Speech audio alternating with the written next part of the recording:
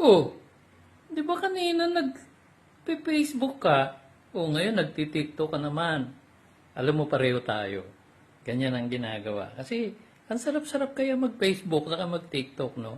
Pero, baka naman ikaw ay, tulad ng iba na Facebook ka ng Facebook, tapos ikaw ang nagbabayad sa, sa Wi-Fi. Eh ako, nagbabayad nga ako sa Wi-Fi, pero may pinanggagalingan ako ng pambayad. Meron akong parang sweldo.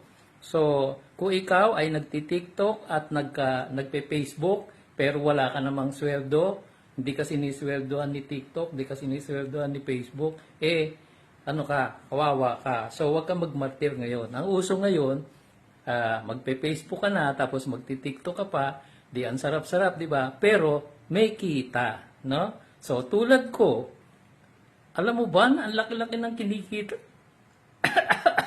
Kinikita ko